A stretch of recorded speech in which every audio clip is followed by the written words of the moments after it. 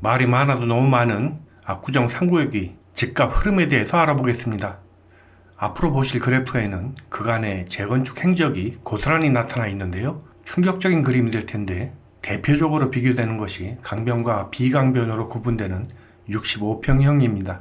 강변은 이쪽 4개동이고 총 300세대입니다. 비강변은 79동, 80동, 85동으로 252세대이죠. 이 그림은 2015년부터 2023년까지 거래가를 비교한 것인데요. 2020년 이후 거래건이 극히 적어서 연도별 최고가를 비교를 했습니다. 실제로 집을 사고 팔 때 가장 지표가 되는 게 최고가입니다. 사는 사람이나 파는 사람이 직전 최고가를 기준으로 사고 팔 때가 많습니다. 심리적으로 가장 큰 영향을 미치죠. 그래프 보시면 파란색 선이 비강변 65평입니다. 2015년 당시엔 강변동들보다 9천만원 정도 높았습니다. 이전엔 이보다 더 차이가 났던 때도 있었습니다. 그러던 것이 강변 조망권 이슈가 생기면서 슬슬 역전이 되기 시작하는데요. 그래도 2018년과 19년 그리고 20년까지는 크게 차이가 나질 않는 모습입니다. 문제는 22년부터죠. 이 시기를 잘 기억하시길 바랍니다. 조합이 결성된 시기와 일치하죠. 상구역 공통적으로 전평형에서 거의 동일하게 나타나는 패턴입니다. 20년부터 거래 건수 줄어드는데도 상승 곡선의 기울기가 가파라지는 건 재건축 이슈를 업었기 때문입니다. 21년까지 64억과 62.8억으로 크게 차이가 나지 않던 가격은 22년부터 엄청난 폭의 차이를 보이기 시작하는데요. 대책 없는 제자리 원축을 고수한 후폭풍입니다. 강변이 최고가 80억을 찍을 동안 비강변은 70억을 넘지 못하는데요. 더 큰 문제는 거래가 실종되는 겁니다. 그림에서 보듯이 1년 만에 15억 이상 차이가 나는데 비강변동 분들이 이때 집을 팔려면 65억쯤 팔아야 거래가 됐을 거라는 추정이 가능한데 그게 심리적으로 가능하겠습니까? 이때만 해도 강변동이 80억 갔으니 우린 75억이라도 받아야 되겠다 할 거 아닙니까? 그러니 거래가 없는 겁니다. 매도와 매수의 미스매치죠. 어떤 분들은 왜 자꾸 상구역만 갖고 그러느냐 하는데 그럼 이런 현상이 압구정 내 다른 구역에서는 어떨까요? 이 구역 신현대는 가장 큰 60평대에 역시 강변과 비강변이 있습니다. 강변은 여기 있는 113동으로 60평형이고요. 비강변은 108, 109, 125, 127동입니다. 상구역과 차이가 느껴지시나요? 비슷한 시기에 조합이 설립된 이 구역 역시 22년에 거의 비슷한 가격대로 추정되고요. 23년엔 오히려 비강변의 거래가가 높았습니다. 상구역은 강변 65평의 대지 지분이 4평가량 적은 데 비해 신현대는 강변동의 지분이 극히 적지만 0.04평이라도 많습니다. 상구역 강변의 가격이 치솟은 것이 위치적 원인이 아니라는 겁니다. 차이점은 뭐다? 상구역은 제자리를 못 박았고 이 구역은 그렇지 않았다는 거죠. 저는 오히려 현재 이 구역의 강변동이 저평가 상태라 생각합니다. 비슷한 조건이면 그래도 강변동을 선호하는 사람이 많을 테니까요. 상구역이 65평대만 그런 거 아닌가 하면 50평대도 보겠습니다. 50평대는 65평보다 먼저 효과가 나타났습니다. 강변에 위치한 53평으로 24동과 25동이고요. 비강변은 75, 77, 78, 82, 86동입니다. 거래 건수들이 매우 적은 편이지만 흐름은 분명합니다. 최초 2015년에 1억 이상 비강변 52평이 높았습니다. 20년엔 앞서거니 뒤서거니 하다가 21년부터 갑자기 거의 10억 차이가 납니다. 진폭이 크게 벌어졌죠.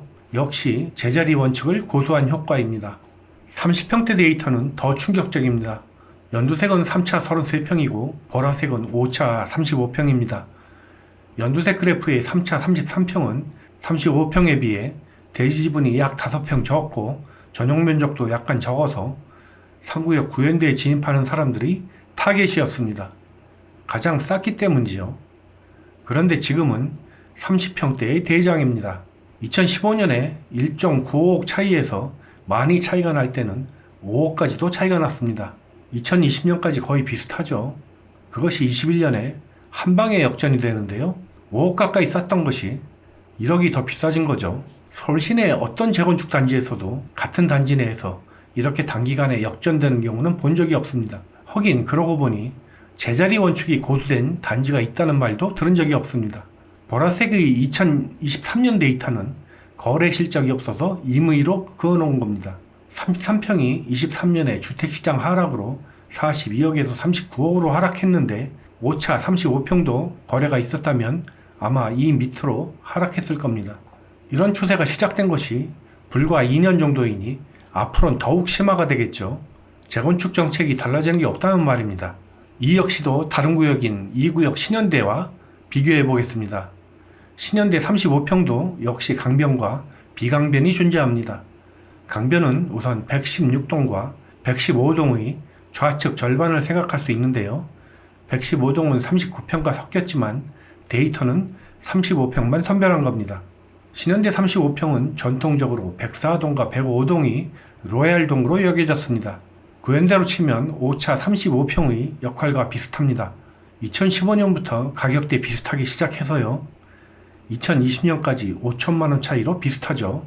21년엔 차이가 좀 벌어졌습니다만 양쪽 다 거래가 없던 22년을 지나서 23년에 거래된 금액은 5천만원 차이입니다. 신현대는 제자리를 표방하지 않았습니다. 상구역 그래프 하나 더 보겠습니다. 이 그래프는 상구역 3차 33평과 13차 36평 그리고 비교 대상으로 신현대 비강변 35평을 비교한 겁니다. 하늘색이 압구정 내 30평대의 최강자로 군림했던 13차 36평입니다. 21.84평의 극강의 지분을 보유해서 오랜 기간 다른 35평대보다 2억가량 높은 가격을 유지했죠. 보라색의 신현대 35평보다 더 높은 가격을 오랫동안 유지한 게 보이실 겁니다. 3차 33평과는 2017년에 7억까지 차이가 벌어졌죠. 그러던 것이 2023년에 어떻게 되어 있습니까? 3차가 2억이 더 비싸졌습니다. 17년과 비교하면 집값 차이가 9억이 벌어진 겁니다. 여기에 신현대 그래프를 끼워 넣은 이유는 간단합니다. 3차 33평이 집값이 오르는 게 뭐 그렇게 이상한 일이냐 하는 사람도 있는데요. 그런데 여기를 보세요. 구현대 13차는 항상 신현대 로얄동보다 비쌌습니다. 그런데 여기서 무슨 일이 벌어집니까? 22년엔 두 단지 모두 거래가 없으므로 넘어가더라도 23년엔 6.5억이 차이가 났습니다. 역시 한참 차이가 났을 때 최대 6.65까지 벌어졌다가 좁혀진 기간에도 적어도 2억 이상은 비쌌습니다. 이 그래프 역시 13차가 집값에서 9억 가까이 강탈을 당한 결과죠. 13차는 현재 집값을 4구역 성수현대 35평과 비교해야 합니다. 다른 구역 얘기를 해서 미안하지만 엄연히 데이터가 존재하니까요. 2015년 2억 차이가 나던 4구역과 3구역 차이는 한때 4.7억까지 벌어집니다. 그러던 것이 21년에 거의 같아지고 지금은 4차보다 2억 가까이 싸졌죠. 3구역이 대장이던 것이 이젠 4구역보다 싸진 겁니다. 이런 그래프들이 의미하는 것은 강변 집값이 강세를 보이는 데서 그치지 않고 다른 차수의 집값을 갉아먹었다는 얘기죠. 그러니 제가 3구역 재건축을 약탈적이라 표현하는 겁니다. 다른 차수 가격을 후려쳐서 내 자산 가격을 올리는 형태 말입니다. 그럼 왜 13차가 유독 약세를 보일까요? 이것조차 최근 들어 준주거 주상복합 문제는 제대로 반영이 안 된 가격들입니다. 앞으로 13차를 사려는 사람들은 그럴 겁니다. 여기 가면 주상복합 간 거냐? 묻겠죠. 집값이 좋을 리 없습니다. 그래프를 하나 더 보시죠. 이 그래프는 2015년 당시 크게 차이나지 않는 가격대를 보인 3개 차수를 비교한 것인데요. 눈여겨보실 곳은 4차 44평입니다. 대지지분 36.6평으로 80평대를 제외하곤 가장 많은 대지지분을 가졌습니다. 이종지역으로 종상향하면서 기부 찬압이 더 들어갈 것으로 보이지만 그건 오랫동안 감안된 가격들이었습니다. 3차 33평도 이종지역이니 이것 때문에 집값에 결정적인 타격을 입었다 할 수도 없습니다. 2019년까지 엎치락뒤치락 하던 집값은 2020년부터 차이가 벌어집니다. 상구역은 현 조합이 추진이일 때부터 제자리 원칙을 강조했습니다. 비슷하던 가격이 강변 53평과는 20년 들어 7억이 벌어집니다. 21년에 18.45억까지 벌어지는데 저는 어디서도 이런 현상을 본 적이 없습니다. 21년 이후 4차 그래프가 상당히 상승한 것으로 보이지만 착시가 있습니다. 22년엔 3개 차수 모두 거래가 없었고요. 23년에 유일하게 4차가 53.8억에 23년 10월에 거래가 됐었는데 올 1월에 거래 취소가 되었습니다. 거래가 취소된 이유는 정확하게 모르겠지만 요즘의 상황과 무관치는 않아 보입니다.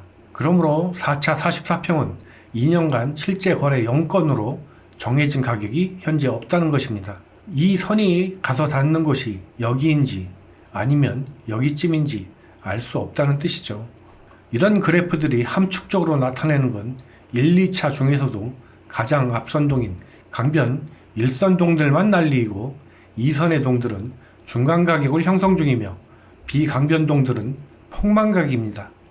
심지어 1선동 중에서도 층별로 저층은 약세를 보이고 고층만 난리가 난 형국이에요.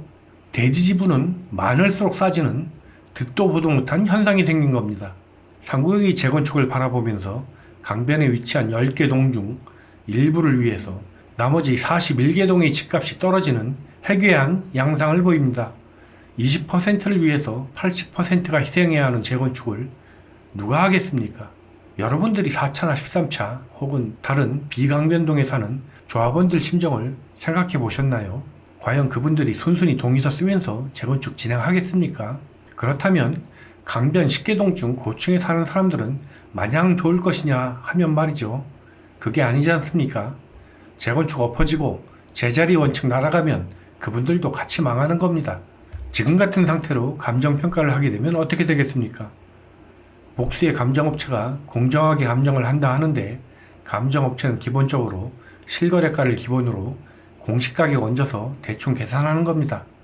어떤 감정업체가 이런 내용들을 알고 반영해서 고유의 가치를 계산할 수 있겠습니까? 집값 떨어진 것도 억장이 무너지는데 내 돈 들여서 강변동 집 지어주는 것밖에 안 되죠. 집값에서 10억, 20억, 30억 차이가 나니까 서울시의 뒤통수를 맞아서 보행교 지어주고 기부차나 왕창 뜯기더라도 그분들은 손해보는 게 없는 겁니다.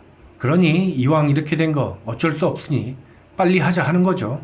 집값 변동 그래프에서 보셨듯이 상구역은 지금 당장 원칙이 바뀌고 새로운 계획이 수립된다 하더라도 수년에 걸쳐 왜곡된 집값이 제자리를 찾는 데에는 또다시 몇 년이 걸릴 겁니다. 감정업체도 없는 가격을 만들어낼 수는 없습니다. 잘못된 재건축 정책이 참사를 불렀습니다. 상구역은 냉정하게 계획을 리셋하고 2, 3년은 기다려야 할 것 같습니다. 뭐가 잘못됐으면 반성하고 돌아봐서 고칠 생각을 해야 하는데 보기에 한심합니다. 조합원들은 팔자려니 해야 하나 봅니다. 오늘 내용은 이것으로 마치겠습니다. 감사합니다.